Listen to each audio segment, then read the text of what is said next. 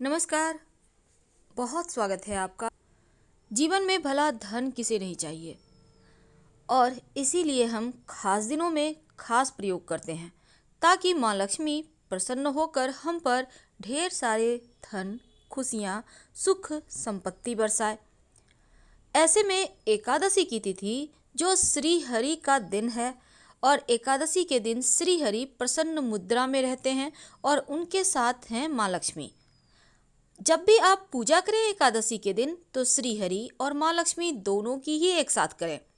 अकेले अकेले पूजा करने से आपको पूजा का फल पूरा नहीं मिलता, अधूरा ही मिलता है। इसीलिए जब भी पूजा करें साथ में माँ लक्ष्मी के श्री हरि की ही पूजा करें। अब हम चूंकि बात कर रहे हैं एकादशी के दिन चावल के डब्बे में रख दें। आखिर ऐसी कौन सी वस्तु है जो एकादशी की तिथि पर अगर रखी जाए तो जीवन में सब कुछ आने लगता है। देखिए, एकादशी तिथि के दिन चावल नहीं खाना चाहिए, हर कोई जानता है, लेकिन माँ लक्ष्मी को चावल बहुत पसंद है और साथ ही माँ लक्ष्मी को पसंद है हल्दी और कुमकुम, चांदी। तो आज हम एक छोटा सा प्रयोग बताएंगे। किसी भी एकादशी के दिन आप एक छोटा सा काम कीजिए। क्या करेंगे? जब आप स्नान वगैरह कर श्री हरि माँ लक्ष्मी की पूजा करेंगे तब माँ लक्ष्मी को एक चांदी का सिक्का भेंट करें, अर्पित करें। और ये चांदी का सिक्का, आप कोई भी सिक्का आपके घर में पड़ा हुआ है उसको धोकर गंगा जल से शुद्ध करके अर्पित कर दें। माँ लक्ष्मी के सामने रखें किसी पात्र पे। अब इस पर थोड़ा सा हल्दी और थोड़ा सा कुमकुम अर्पित करें। फिर आप इस सिक्के को माँ लक्ष्मी का आशीर्वाद समझकर आप अपने घर के जहाँ पर चावल का डब्बा है, जिससे आप निकाल कर रोज चावल बनाती हैं, जहाँ आपने स्टोर करके रखा है हुआ है वो नहीं, जहाँ आप किचन में थोड़ा थोड़ा रखते होंगे ना निकाल के खाना बनाने, तो उसी डब्बे में इस सिक्के को रख दें। इस सिक्के को यूं ही पड़ा रहने दें। आप देखिएगा आपका भंडार कभी खत्म नहीं होगा। ये बहुत आजमाया हुआ है और जीवन में बरकत होने लगती है, धन की कमी नहीं होती, कर्जों से कष्टों से मुक्ति मिलती है और हर जगह आपकी तरक्की होती है।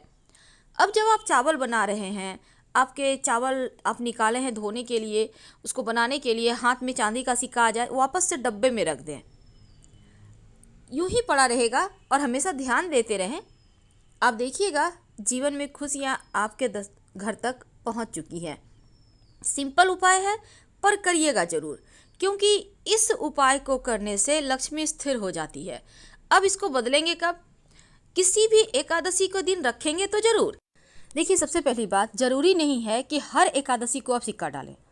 आप कोई भी एक एकादशी को सिक्का डाल सकते हैं और वो सिक्का चांदी का होगा, लेकिन इस सिर्फ डाल के आप भूल नहीं सकते, इसके प्रयोग होते हैं।